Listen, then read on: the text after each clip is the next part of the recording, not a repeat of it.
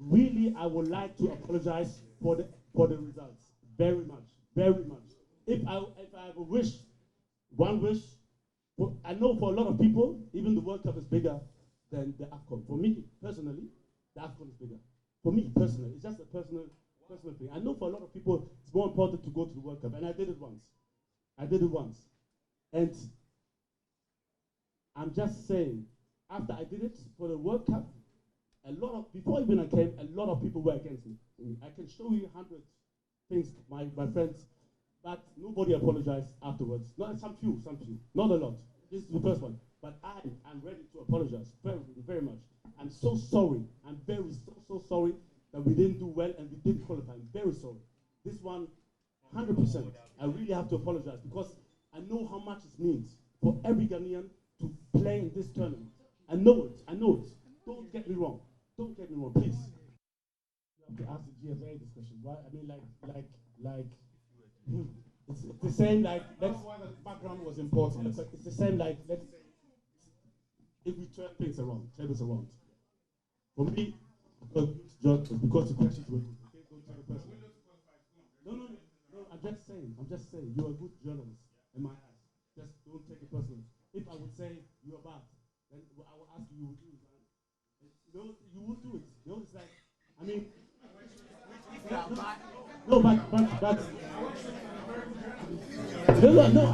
that's why I said you are good. I didn't want you to take it personally. No. So I'm saying you're good because for me the question you asked were good. But then if you think like you said, then you're a good journalist, and I ask you resign, would you resign? You say no. No, because you ask me why, and these questions are not my responsibility if I should continue or not. For me, I'm not, like I said before, and if the next question will ask, we can use the same answer.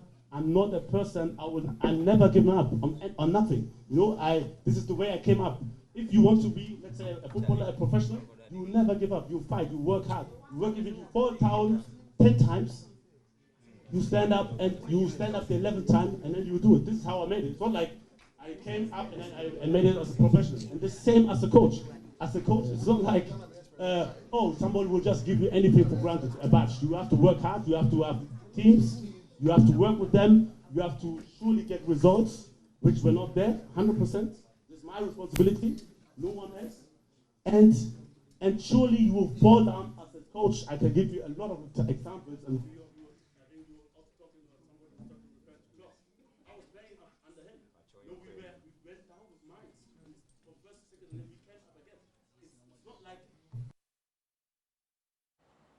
So that's the Black Stars coach, Otuado. His second coming into the team. The first time, it wasn't a difficult thing for him to decide that he has seen enough. Now he says he's not the man to resign. He will not do it. But are those calling for his resignation justified? For the first time in 20 good years, Ghana will not be represented at the Africa Cup of Nations. When the AFCON was made up of 8 teams, Ghana consistently represented. Same when it was expanded to 12 and then to 16, and now with 24 teams. More than half of the entire African continent will be playing at next year's tournament in Morocco. Ghana will not be part of the top half of footballing nations on the continent. From a team that consistently made the list, 4 of each of the AFCON editions from 2008 all the way to 2017, the recent development is definitely an all-time low. The last 3 major competitions Ghana has been to, they finished bottom of the table. At AFCON 2021, World Cup 2022, and AFCON 2023, which was played only in January this year. So, That's the one thing that consistently provided relief for Ghanaians, which is eluding them. As you hear the commentators in Chi, they say, Ghana away. Yeah, that's how blunt they can put it. My guest in the studio to help us find out, even if we were and will not have electricity to watch, how we're going to watch it. Henry Asante Chum is Communications Director of the Ghana Football Association. Ibrahim Sani Dara is former Communications Manager, the Ghana Football Association. Sadiq Adams is sports journalist, and Edward Abambire Bawa is MP Bongo and co-spokesperson on Energy National Democratic Congress. You know that he's here particularly because we're going to deal with the power situation. Afia Making has also issued a request asking them to come back to the House. Will that happen? We'll find out about all that. But gentlemen, thank you very much for making time to join us. It's always a pleasure, Samson. Great. So I think I'd like to hear from Sadiq first. Sometimes he can be very controversial. So I mean, how do you even start? That this is Ghana, this is the Black Stars. Thank you very much again, Samson. Like you mentioned, how do you start? It's difficult accepting the position that we are today. Very difficult, especially for some of us who are passionate lovers of soccer and Ghana's national team before becoming professional journalists. So it's difficult to separate what it used to be and what the situation is now. And also especially at a point where the various sectors of our football, the Black Stars used to be the facade, the last remaining objects that truly showed that the Ghana football was in a good light, has finally gone down. So this is a systemic failure. The other departments have been collapsing over the years. It didn't start today. And the Black Stars used to be what held everything together. So there was an extreme injection of funds, even against good advice. There was an extreme focus on the Black Stars. There was an incessant defense of what people wanted to do with the Black Stars because all the other foundation or pillars had broken, with the exception of the Black Stars. So whatever situation, regardless of the amount, we need to put the Black Stars in a state that will appear or for people to assume things are well with Ghana football. But then when it finally hit, all the cables went off and they finally hit the Black Stars, everything has come crashing down. And it's embarrassing, very embarrassing, especially also when you mentioned there were 8 teams competing for the AFCON to 12 teams. It used to be 4 teams to 8 to 12 to 16. Now, more than half of the continent participate to compete at the African Cup of Nations. So even the poorest of teams, or those we used to know had no talent, with little push will qualify, have all overtaken the Black Stars. So if 46, 47 teams are competing, let's say 50 teams out of the 54 are competing in the qualification process and you do not make it, it really paints a very gloom picture of the state of your football. When you hear foreign commentators, experts say that we're simply wasting talents, does that mean that the playing team is not to blame in this? Absolutely not. I am one of the people who think that coaching at the Black Stars, coaching and playing body, has got nothing to do with the challenges that we have, because the factors or the facts are very bare. You have the players play week in, week out in the topmost leagues in the world, and they come here to play, and you want to sit back and say, are these really the players who were playing in the English Premier League last week? Is this a guy who scored in the Spanish La Liga last week? So you can separate it from the players not being talented to an institutional framework that doesn't function as it should. Because I heard the coach, Otuado, finally subscribing to the fact that Ghana doesn't have talent. And I said, you are in a group with Sudan, Niger, and Angola. So not having talent should not be an issue. If you are in a group with Brazil or England or Spain or Germany, that would have been a factor. That would have been an excuse. But if you are in a group with Sudan, Niger, Angola, talent should not be an issue.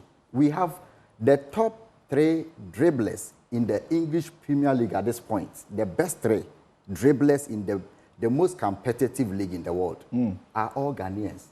The top 3 dribblers, people who can overtake the best and the most atrocious of defenders. The top 3 in the English Premier League are not Brazilians. They are not Portuguese. They are not Spanish. All top 3 are Ghanaians. And this has been consistent. Sometimes, but the best defender in the league in terms of blocks was a Ghanaian 2 years ago. French league, Spanish league. The talent is spread across. Even back home, you watch on grassless pitches. And I speak to some of these top agents, including likes of the Right to Dream owner, and they say Ghana is only scratching the surface of the talent base. We are only scratching the surface of the talent base that we have. So talent has never been an issue. Our issue is an administrative failure and mismanagement, purely. Specific to our recent outing that has brought us to this discussion, right. What do you think went wrong? It went wrong long before the results happened. It's been coming.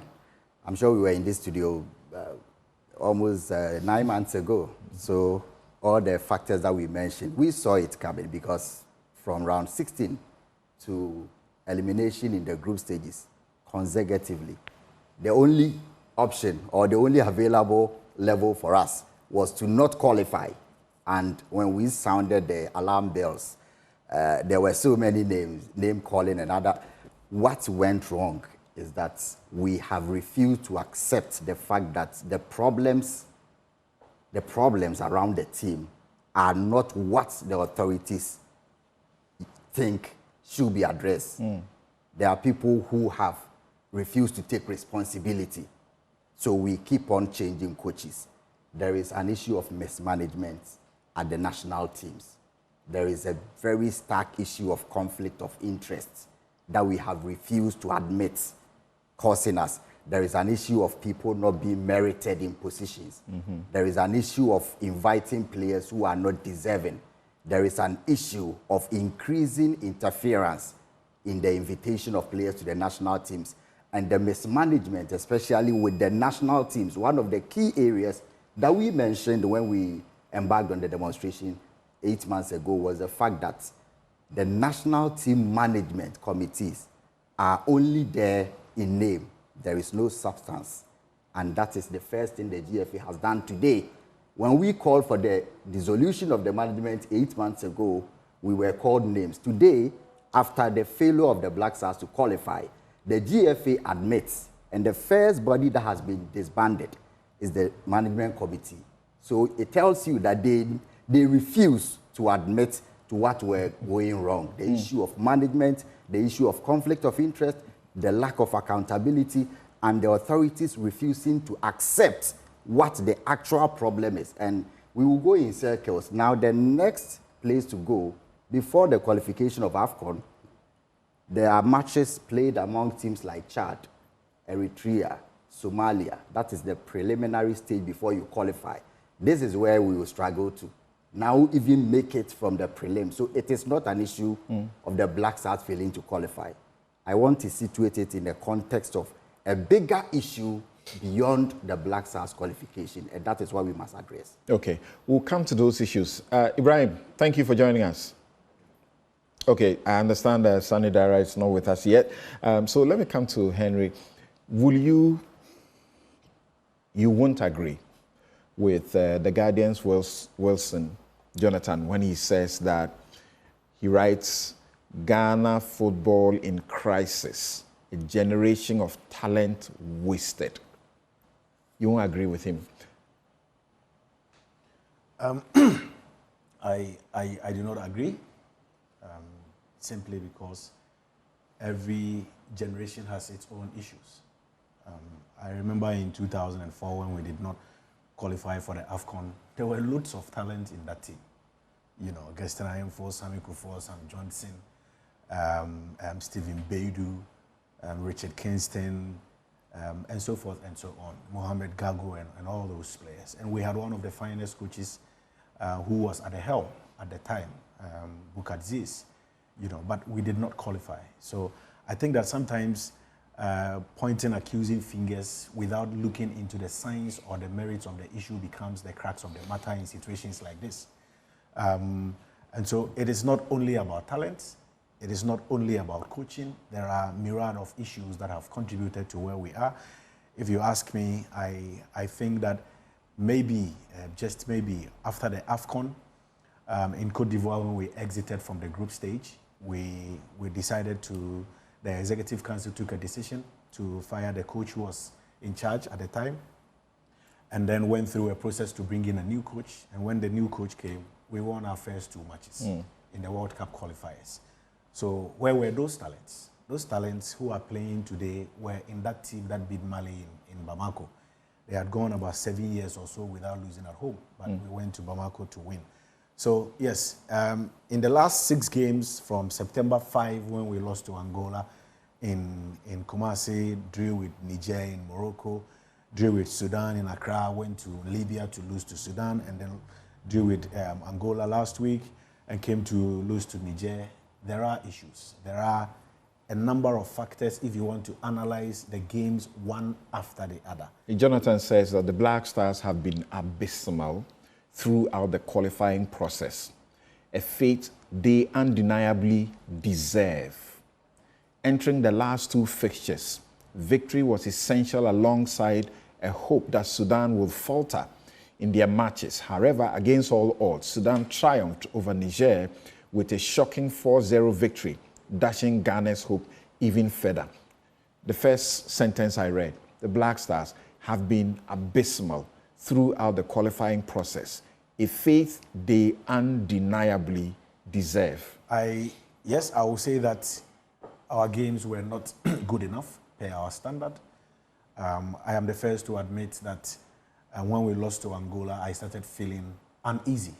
You know, and I told a number of people, I spoke to some of the players, I spoke to the coach, that this could come back to haunt us. I mentioned it to the president because the African game has got into a level where you tend to suffer if you do not take your home points. As soon as Angola beat us in Kumasi, they grew in confidence, went on to win and win and win, and they went through the entire process without losing a single game. So yes, performance-wise, I wouldn't rate the team highly. I can pick out the game against Angola in Kumasi and probably, the game against Sudan in Accra. The rest were not good enough. Yeah, so they went through without losing a single game, and we went through without winning a single game. Yes, that's why I said that I will agree to some extent, to a large extent, that our performance was not good enough. This is not the standard of the Black Stars. In previous qualifiers, 2 games to spare, we are already there. In previous qualifiers, maybe a game to end the qualifying series, the team has already qualified. But that is not what happened this time round, where we were going into the final round of games, hoping Niger will beat Sudan, Ghana will go to Angola and win, and then we'll come back and beat Niger, and then hopefully Angola will go to Sudan and shock them, in Libya. But you try as much as possible to avoid these challenges, by taking your home point. And as soon as you drop home point, especially when you are unable to win away from home, before we beat Mali in Bamako, the team had gone more than 1 year without winning a game on the road. And so you have to consolidate your performance by winning your home games, and then you try to pick some points on the road to be able to qualify. And that is the simplest way of dealing with qualifiers of this nature. Once that did not happen, the pressure will increase, the players will begin to have doubts in their mind, and that is what happened.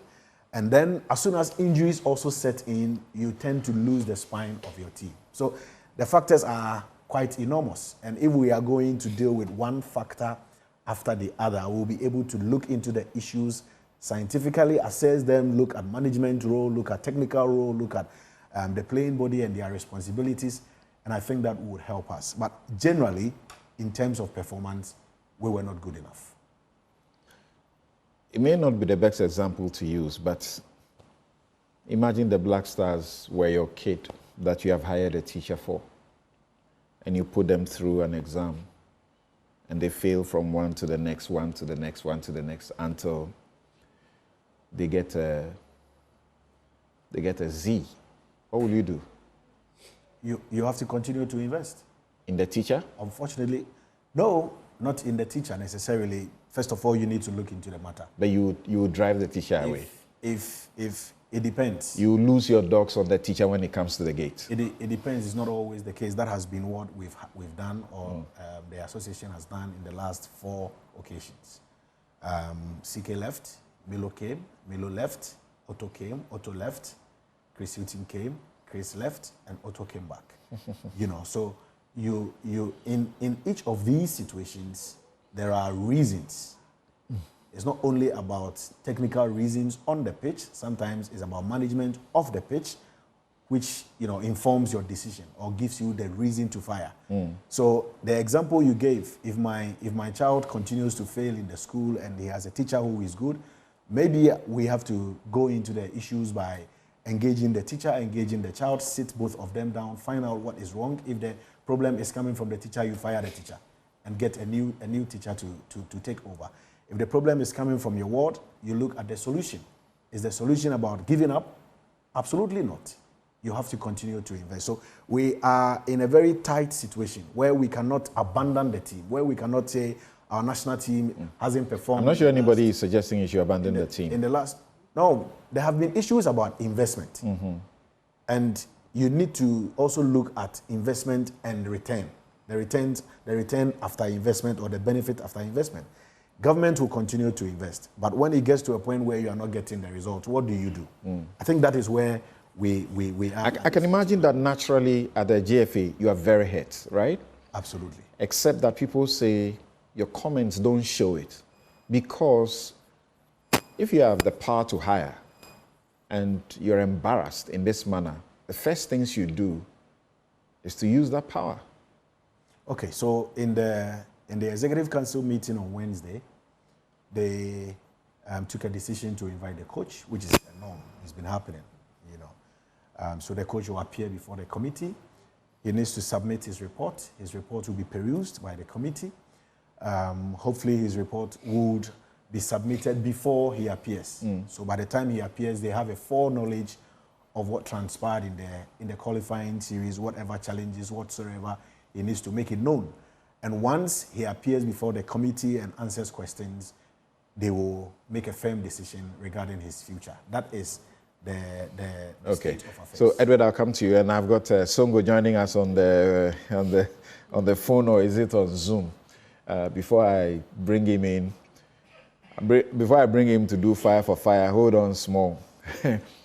So the management committee has been dissolved. Yeah. Is that what it takes? And we are hearing Randy Abe is to chair, a new process for that. Is that what it takes? Is that all?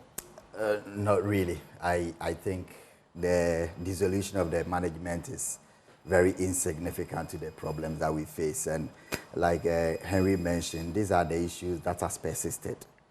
We win 1-2 games for a team that had been consistent in performance. We win 1-2 games, and that is the measure. And I always say, even a faulty clock produces the correct time twice a day. So winning 1-2, I think that we have to measure the performance of the team as against the previous standard, what we used to be. So I don't think that winning 1-2 matches in the World Cup qualification stage and losing 6 consecutive games, Henry will agree that no coach in a country with a quarter Ghana's reputation will maintain his position if they go 6 games without a win and end up in a group of teams that did not win a single game, Eswatini, Chad, and the like. So we have to first admit that winning 2 games in World Cup qualifiers will not be a justification for Otto not qualifying the team for the first time in 20 years and not winning a game in 6. The first time in history that this happened. We have to accept that. The dissolution of the management, reason why I say it's insignificant is because the management committee has only existed in name. It's a phantom committee, this current one.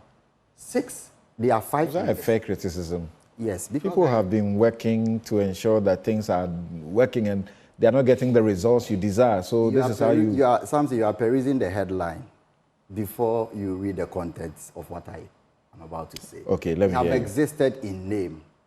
So if you dissolve it, you are dissolving a body that is dead. The management committee consists of 5 people. After the 2022 World Cup. There were 7. No, those who went to... They were 7 and reduced to 5. There were 7. Yes. Jones Alassane Abu passed. Yes. And then it was left with 6. Then after the World Cup, Sami Kufuor left. He resigned, actually. Yes. And then Kenel Damoa also resigned. And I think Alhaji Gruza also left. So 6. This is the point. And then it was left with 3. Makado, Kwesi Ajiman, and then Mr. Kotobanfu, 2nd. Yes. So it's a body that consists of 7 members. And 1 passed, unfortunately. There was no replacement. If it's a corporate practice that you say you want 7 for a particular purpose, 1 passed, he wasn't replaced. Gruza resigned or left, he wasn't replaced. Kenel Damoa has not been with the team, as we know. Based on paper, he's there, but based on fact, he's not been with the team.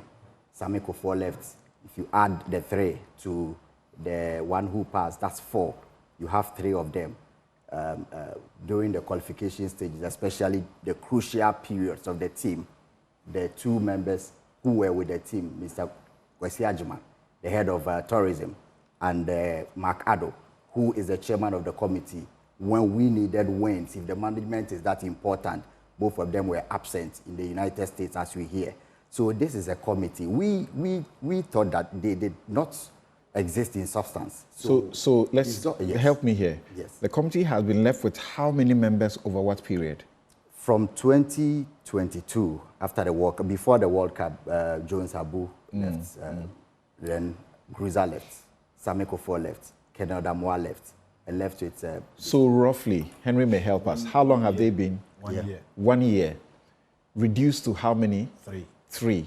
Yes. They did not, it wasn't the same period. I get that. Yes. I get that. They I get left that. at different time. I get that. I get that. But that means the committee does not exist. A committee of 7 left with 3 cannot be holding meetings. Yes. Okay, so in the name of the committee. The background to this whole issue was that after the AFCON, the Executive Council took a decision to disband all national team committees and left the Black Stars committee hanging because they had an immediate assignment. The AFCON ended in February. We had an immediate assignment in March. So they said, okay, then let's allow them to take us through the first 2 so games. replenish it. The first 2 games. It's not a committee. When it's left with 3, it's not a committee anymore. That is what has been the case in the last... Okay. So conclude at that point quickly. Sunny is on. I had called him and he wasn't... If you agree that conclusively it is not a committee, then my justification that dissolving a committee that doesn't exist is not doing anything. There's nothing that has been done. The real challenge needs to be addressed. The dissolution, if we do not explain it like this for you to understand, it will appear the FA has taken a significant decision. They have not done anything. Okay. Sunny, thanks for joining us. Mark Sampson, and good morning. Good morning. I had asked Henry the question, and I don't know whether you share in that question, where the Guardian's Jonathan Wilson, in describing our circumstance, says that the Black Stars have been abysmal throughout the qualifying process, a fate they undeniably deserve. I'll disagree with Jonathan, a chap I've known perhaps for 20 years, I'll disagree with him. I would only come to that conclusion if the conclusion he made was that, you know, the qualifying process, by the way it ended, was disastrous. There's no running away from that fact. But the processes in itself is something we have to examine. It's disastrous, but not deserving. I don't think it was deserving. Okay. One, given the talent we have, given the energies that the coaching staff put together, only to be blighted, in my opinion, by some, you know, unfortunate happenings that happens in football. For example, mass and extensive injuries in the squad. One, I would also have to, you know, somehow go the path of Jonathan in saying that the coach, you know, would have to also carry part of the can, because I thought that some of the decisions he took before the qualifiers started or during the qualifiers did not help us. Maybe it's an issue of man management. But that apart, I think that the coach himself exerted himself well towards the qualifying process. The players did their best under the circumstances. And, you know, that culminated in that. An example of some of the decisions he took going into the qualifiers that you fault. An example. I felt that, you know, towards the middle of the qualifiers where he made changes to the leadership of the team. We clearly saw Jordan Ayew complaining to Coach Kwesi, who was a coach of an opposing team. So that tells, if you're an observer from the back, that tells you that obviously there's a problem in the team. If a member of the team goes out there to complain to the coach of the opposing team, it tells you that there are problems within the team. And I thought that that could have been better handled. And also to add to the second point of, you know, taking the decision not to come along with Andre Ayew, at the time that he himself had not taken a decision to, you know, exclude himself from the team, and he was back playing. I think he should have left the window open for Andre to make a decision by himself. And that would have endeared a lot of people to him. But you can hear people, a lot of the ex-players saying that the way we retire players is not the right way. I thought that Otto could have better handled those situations. Don't football managers find themselves in the most difficult circumstances? You talk about Andre. I mean, you were at a time where it was poisonous in the public to field him, right? Yes, I agree. But if you leave him out in the lurch completely, and then he comes back to playing, he's playing, and then you are affected by mass injuries, then people will come back and say, why did you do that? And so you see, he didn't have that hindsight. That is why I'm a bit soft on him. He did not have that hindsight. If he had known, perhaps, that he would be faced with lots of injuries in the squad. In our last game, for instance, 8 players withdrew. And even on the match day, we had 2 or 3 injuries that are now long-term injuries. If he had had that hindsight, you can be harsh on him, but he doesn't have the hindsight. So I would have thought that these decisions are decisions, you know, that, you know, worked against him, largely not his fault. So, Sonny, let me ask the question, what should be done now? Sacking the coaches out of the way for you, I'm sure I've heard you somewhere. We've heard people like Nana Kumia, others who say that, no, this is not the right thing to do. If you continue to do that, then you are not going to have a consistent team that will be able to work for the next time. But I was using the kid in school example, and people just send me messages. They say, I'll just pick the kid out of that school. That whole school must be shut down. What do you say? No, I don't agree with that notion. In football, you realize that sometimes longevity does you some good. And the best examples we can go is the Angolan coach, Pedro Gonçalves. He's coming up to about the 10th year. We're in the same group with him. He's coming up to about his 10th year with the team. And that applies to Aliou Cisse, the coach of the Senegal national team. They kept faith with him. Now, look at the raft of coaches we've changed over the past few years.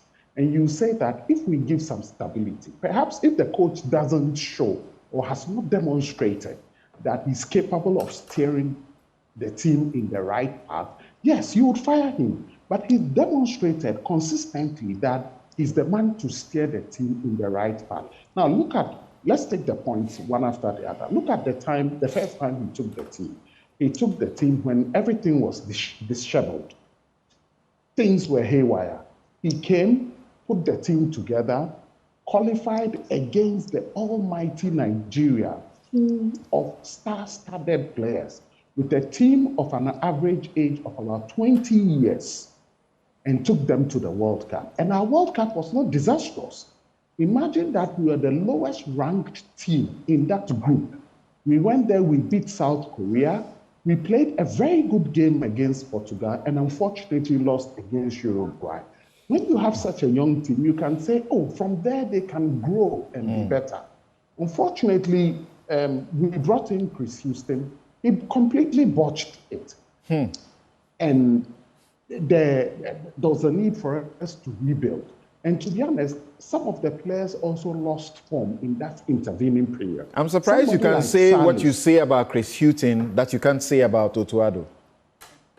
I can't say that about Otuado because, look, our play under Chris Hughton, you would admit, was completely disjointed.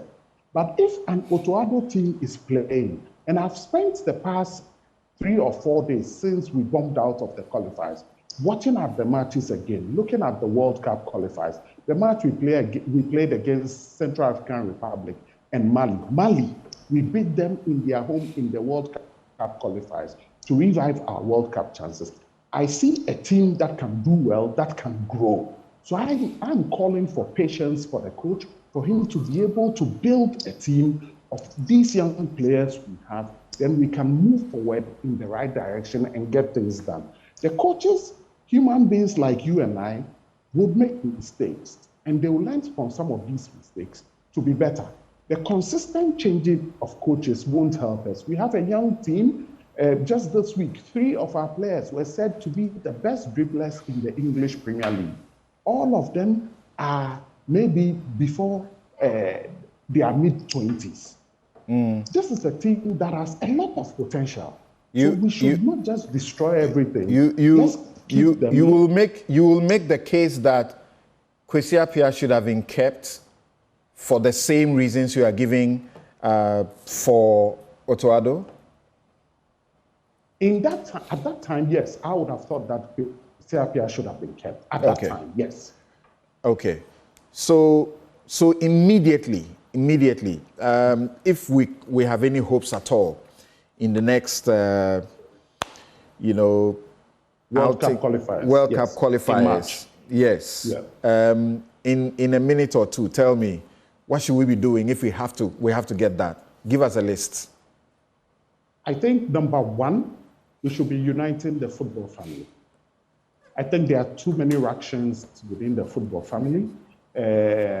Previously, we used to go to the battlefield as a united front. Some players have grievances. Some members of the football family have grievances. The media has grievances. The FA has grievances. And we have elders in the house. I would think that the first thing we do is to put the family together, unite them. Okay. As the first measure. Get the management committee together, a good management committee that can unite the football family. I'm hearing some names that are not uniting factors within the football family. There are lots of people that I'm hearing that, will even evoke anger when their names come up. I think that we should be working towards that and go with a united front in the future. The future will be better, I'm sure. Nobody in this management should suffer anything for what has happened. I think there should be changes. The current management, as it is now, I think there should be changes. A lot of things have changed. Coaches have changed. Some of the technical staff have changed. So if persistently it doesn't work, I think the current management should be changed. And we should have a new management team that would be a uniting factor for the entire football family. Okay, thank you. Patrick Osei-Agyeman, thanks for joining us. So briefly, what's your view? What should we do? Something, thank you very much, but some guys are not honest. This funny guy is not honest. Yeah, he always wants things to go his way, benefiting from our football. Yeah, I think you can make your point without attacking him. I'm not attacking him. But, I mean, what are you telling me? A coach who can't beat even Sudan, Niger, Angola. We have 6 matches. We played 6 matches. We didn't win even one, not even a single match or a single game. And you tell me this coach, we have a future with this coach. This coach can qualify us for the World Cup. I don't get it. Yes, you want to keep the coach for that long term, but not just a coach, not an incompetent coach, not a coach who, I mean, when shall we come to the realization that we need to grow someone for a sustainable period? We didn't give Kwesi Appiah that opportunity. We didn't give CK Akono that opportunity. Milovan and Chris Hughton, all of them. So when shall we come to that point? Thank you very much. When you talk of Chris Hughton, CK Akono, and Otuado, Milovan, we didn't give them the chance. Out of these coaches, something, CK Akono, his average score is the best out of these coaches. CK Akono was not given much opportunity, that support. The interference from the FA was too many for CK Akono to handle. So if you talk of CK Akono and Coach Otuado, CK Akono is far better. CK Akono is far learned than Otuado when it comes to coaching. His coach seems like House of Folk and even Kotoko. You understand? He at least he has the experience, but you the same people never spared him. You the same people never spared him. It is not we the same people. It's so-called football people. The FA president and his people. The FA president said that he would always be adding up his views, or he would not sit down for CK Akono to only do the selection, any Black Stars coach to select players, but he is also going to make sure that, I mean, he has his views and, I mean, what he thinks about selecting players to the national team. So CK Akono was not giving that support. CK Akono, he has come out to talk about these things. You understand? After he was sacked. But what I'm saying to you is, if you want somebody to stay that long to coach the national team, you need a bright coach, somebody you can see the future in the coach, somebody you can see future, somebody you seem to see that yes, this is a learned coach, this is a coach that can turn things around, that can transform the team. I mean, when you talk of Otuado coming to qualify Ghana to the World Cup, that was against Nigeria. It was anybody's game. He didn't win that game. It was a drawn game. It was just an away goal that he was able to use to qualify Ghana to the World Cup. And that World Cup, what didn't we see? An abysmal performance. It was an abysmal performance from the Blacks after playing 3 matches and getting out of the tournament. Then you get out of the tournament from World Cup, you come home, you don't come to learn. What should happen? What should happen? What should happen? Solutions going forward. What should happen? You start the coach. Yes, I left me alone. These FA people, they would have at least received their start. Left to me alone, changes should have been done at the FA. But when you come to the technical team and you tell me that you've only sacked management team or you are doing changes at the management level, yes, so be it. But the coach, he is not a good coach. He's an incompetent coach. We've seen him. You play against Sudan, Niger, Angola, you can't win just a single match. You want to tell me that you can be good for the future? It is never true. Let us be truthful to ourselves. Let us be. What are you waiting for? You are waiting for the technical report from Otuado. What technical report? When we went to Cote d'Ivoire for the AFCON and we failed in Cote d'Ivoire, why didn't they wait for Chris Hughton's technical report before they appointing Otuado to be the next coach? At least they should have waited for Chris Hughton's technical report.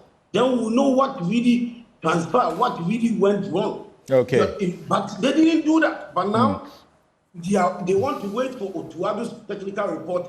And what at all that are they waiting for this technical report? Because out of 6 matches, the coach couldn't win a single match. And to me, left Otuado, he doesn't call players based on merit. He doesn't know how to manage players. Even the captain. Okay, thank you. It was so bad. Thank you, Songo. The way he managed the Thank you, Songo. So I'll take some brief comments from Edward before I come back to Henry, and then Sadiq. So sometimes, to be frank with you, the way we want to manage football, and almost all Ghanaians become coaches, become managers. You know, it's not like sitting here. Everybody will criticize you because you are doing a show.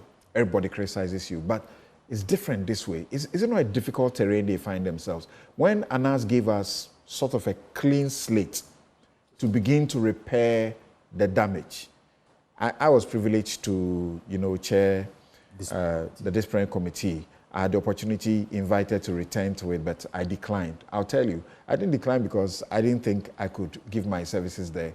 But even some of the decisions you take, the kind of things you meet when you are done with your meetings, the teams and their leaders, it can be dangerous for your own life.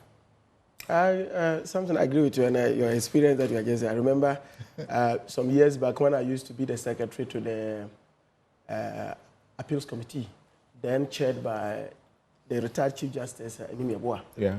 I remember you will finish, Enimi Aboa will bring his report for you to finally put them together. You see calls, so I can appreciate the challenges that you, if you really want to work with proper structures, the challenges you have. But you see, Samson, let me tell you one thing. If you have and I'm just going based on your analogy, if you have a situation where, for the last decade, I was just looking at the data, for the last decade, you have moved in terms of FIFA ranking. There are parameters they use in ranking the quality of your team. You move from 24th to 73rd in 10 years. And you've been declining, apart from a few ones that there has just been a change, some flashes, maybe from 37th to 33rd and other. But you've declined from 24th to 73rd. So it tells you very clearly that there's a problem that has to be dealt with. It goes beyond just whether the coach is good or the coach is not good. You see, I happen to have gone to a particular school, for example, in St. Charles. I remember those times when we used to be there. All the masters that we had were people who were there to rewrite their A-levels because they had challenges. They were old students who may have written and maybe one paper was no good, another paper was no good. But during those periods, the late 90s, thereabout, results, why? St. Charles was one of the best in the North. The reason was because you had administrators who could supervise these people to really be able to teach you to pass an exam. Mm-hmm. And so it just goes beyond the person, the final person who gives you the instructions to go and execute a duty. It has to do with a lot of things. One, let's look.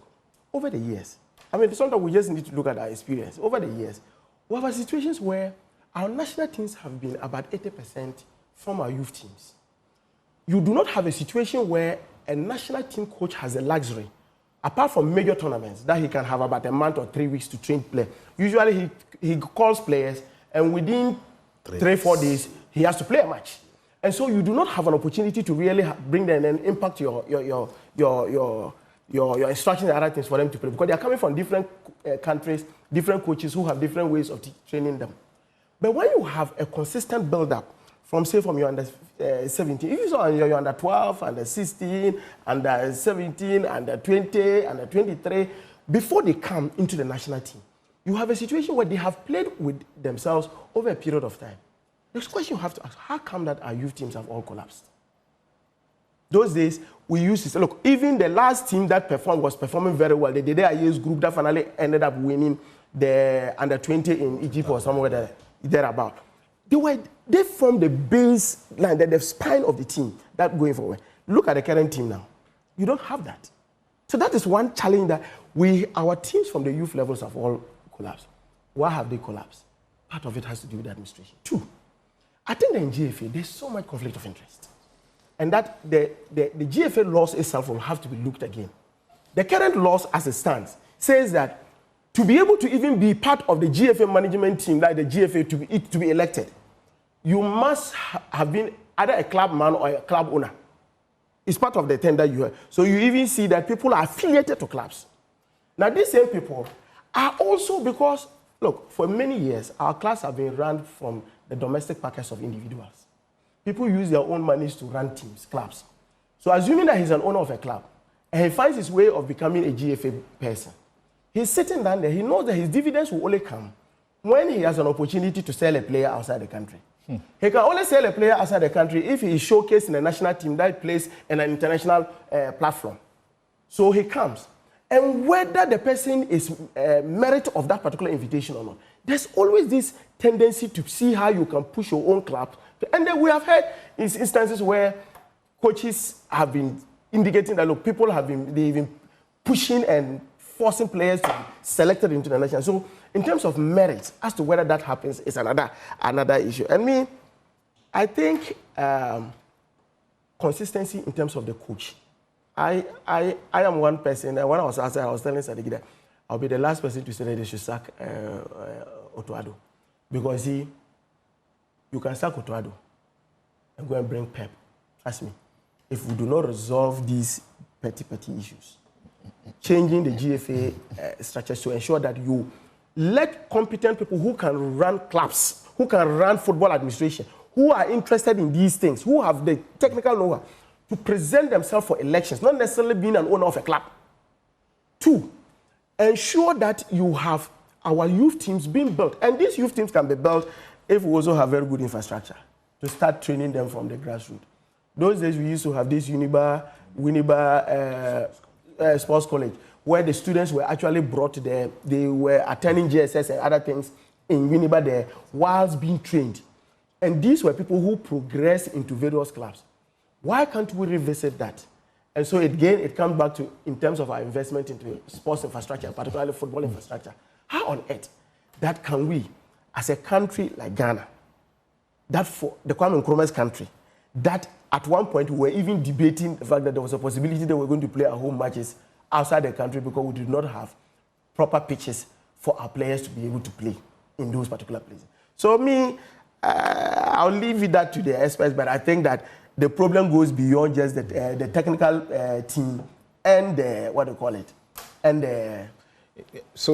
but you see, I said maybe when you are talking about the you're waiting for the GFA, the coach to bring his report for you people to make an assessment on Wednesday.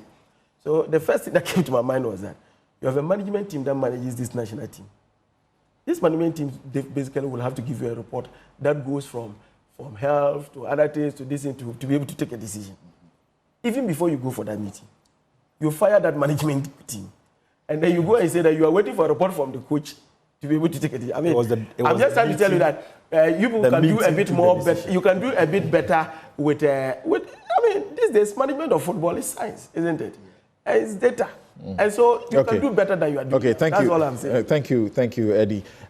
So, Henry, this issue they bring in about, and Sadiq began to raise it, about the conflict of interest situations which lead to, not the best standard of a team. Yesterday I was reading Najib Yakubu, talking about how he had some issues with Ketokreku and he took it personal. And so, and how that such things affect someone being called up into the national team. People who already have interests, you know, how real is the situation? I don't know if I'm asking the right person the question.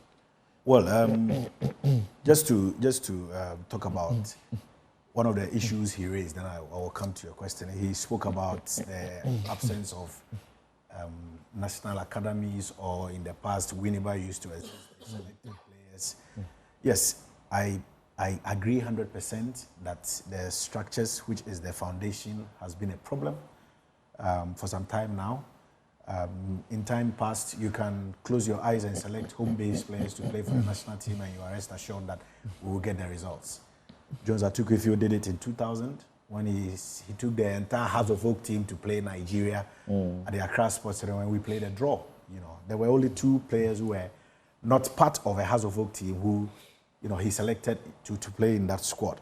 So yes, I agree that there are issues with the foundation which we have started addressing.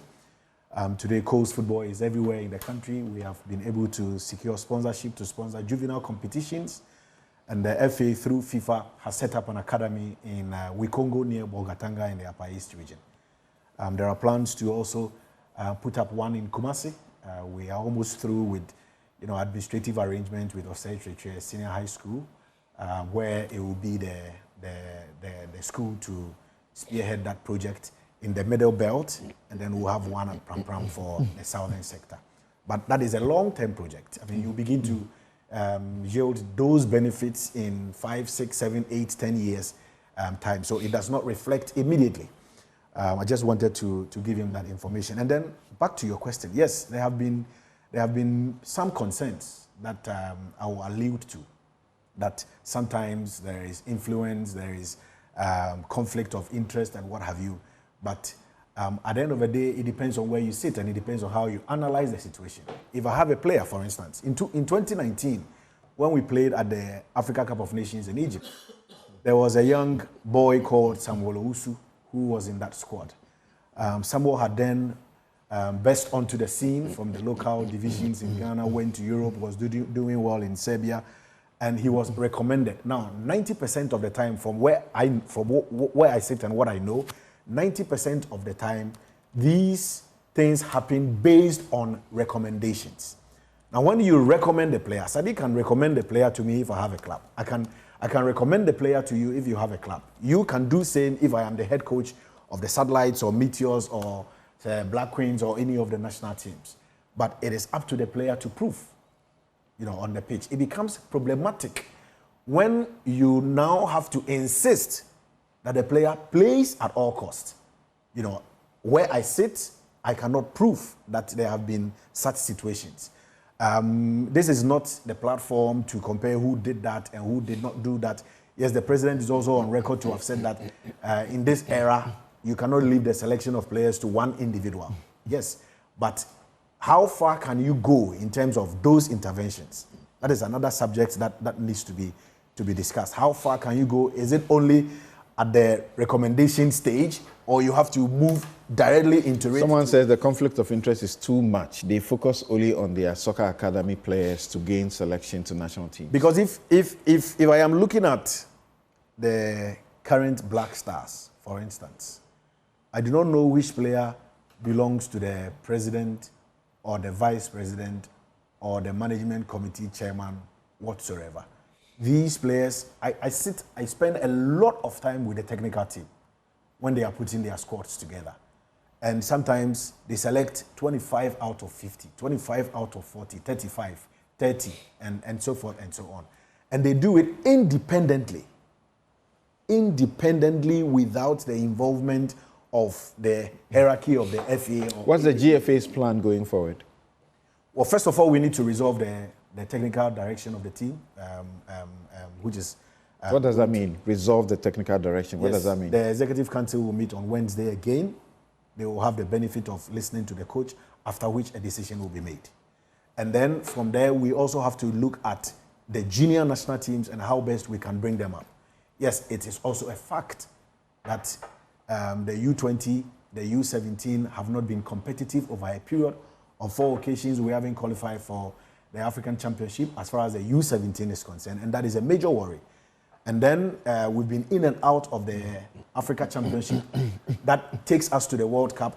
We qualified in 2021. Because of COVID, FIFA cancelled the World Cup. Then the next edition, we couldn't make it.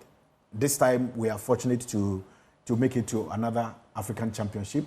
And then we will look at making it to the World Cup. You only have a strong base when your junior national teams are also doing well. And that is what needs to be restored. Interesting. Once we are able to finish get a good foundation, lay all the layers, and ensure these national teams, junior national teams, are doing well, you have a good future because they will feed, the A national. So Sadiq, I'll be frank with you. Yes. You know, this nice presentation he just made about looking into the future. Yeah. I've heard it over and again when we get to this place. So I'm asking, how can I trust that it will ever happen? Dima Ismail says, or Ishmael says that, I'm a proud progressive conservative of our country, Ghana. I want everything good. The GFA has a problem, and that's the knee-jerk reactionary attitude. I want them to allow Otuado to work for some time. Ghana can learn from Senegal's glory. Then Eddie Queno says, not only should the Black Stars coach be fired, immediately, I think the entire GFA management should go. I'll read a few more later. But what do you say? And I see you have made a lot of notes. I'm just trying to, Sani makes a point of Angola coach. Some of your texters are talking about how the Angolan coach, Aliou Cisse, Senegal. And I blame Ghanaians, all of us. Something, we have become too focused on the Black Stars. So when you talk about the real challenges that culminate in the Black Stars failure, people don't even understand. So they just see the Black Stars playing. That's where everybody's heart is. And unless and until the Black Stars, there's a problem with the Black Stars, nobody finds fault with our football. The Angolan coach was appointed 8 years ago to start from under 17. He has been building his team from Angola under 17 to under 20 before he proved himself to coach the national team. This is a group of players he has built substantially. Aliou Cisse was first an assistant for 3 years to the under 23, qualified them for the Olympic Games before he proved that he can coach. You don't see a plan in Ghana? No. Knee-jerk, emotions, power play. Look at the appointment of coaches and management committee members. You see, Henry mentioned, and he alludes, and I have to give to him that he accepts the fact that there is, in Ghana, the conflict of interest situation, real and perceived, both exists in large volumes at the FA. He says that how far can you go with the interventions you make? Something. Can you imagine that the English national team coach, 4 years after he's been sacked, says he makes a list of players, 23, presents it to the FA after acceptance. When it is published, there is a player that he's not invited in the squad. And this is not investigated in this country. Black Stars, not under 12, not under 15, not under 2. C.K. Akono has said he presented the squad. Yeah, I heard him. That's, I am the Black Stars coach. I have given the squad of players we have accepted. Then I give the squad to the FA to publish that this is the list of, not the intervention stage, not the collaboration stage. Then when the squad is published, there's a player, he says, I did not invite this player. We did not investigate that. He has come back again to say there is a real mess in terms of the way the FA interferes with head coaches. If you want to believe in this system, Najib comes to say, the president of the FA wanted me to play for, it's an allegation. Yabwa Tinjan has made this. There are several calls of this to journalists that we know sometimes you can't put them out. But we have to accept that the FA president owns about 6-7 teams. and if I'm not mistaken, that's under his belt, clubs that he used to run before he became the FA, and more after that. People close to him have clubs. And the call-ups, you can forget about the Black Stars and say, no player from the FA President Club. Even the appointment to the technical teams, the backroom staff of teams, is so tainted. If we don't accept this, and you come and tell me there is future, I may not trust the same association that relieved Kwesi Appiah, that brought in Milo, that relieved CK, that brought in Otuado, that relieved Otuado, brought in Chris Hilton, brought Otuado back again, to say they are constituting another meeting to bring in a coach. The defect is with the appointing body. And they don't accept that these issues of conflict of interest, the politicization, the enmity amongst the football people. I want to end on this point that Honorable Bawa makes. And Samson, if we want to take our football serious, in 2004, when we failed to qualify, we brought in fresh legs, players who we had trained from under 17 to under 20. They had played at the World Cup twice. There was Derek Boateng, Mike Elysian, John Mensah, John Pinstel, Razak Pimpong, Adukwe Papu. All these players, Suleiman Tari, they had played in the under 17 World Cup, under 20 World Cup. So the progression, the transition, you could see that we have failed to qualify, but there is future. They took us for 12 to 15 years. In 2008, we promoted a list of players. So you have two options when your national team fails. Either to, this is exclusive to Africans, to go for the under 20 team or under 17, or to go for your domestic players. Ghana doesn't have those two options now.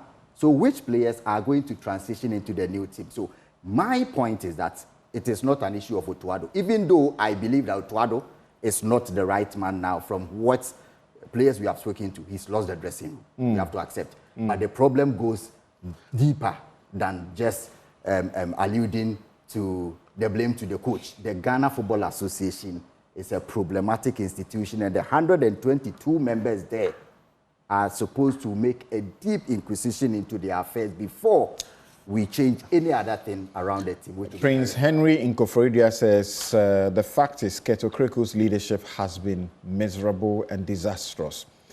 In a serious state, the entire GFA leadership will resign the very day they fail to qualify the Black Stars to the next AFCON. But here we are, seeing them justifying their abysmal performance. Erosa Affair.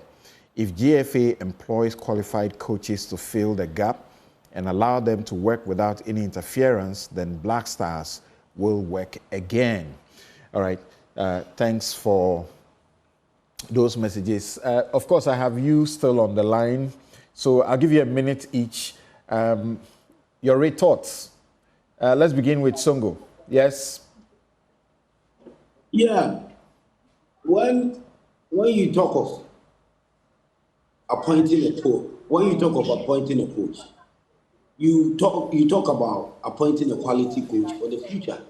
A coach you can see the future that is bright. Not just, friends and cronies, or maybe somebody you can manipulate. You understand?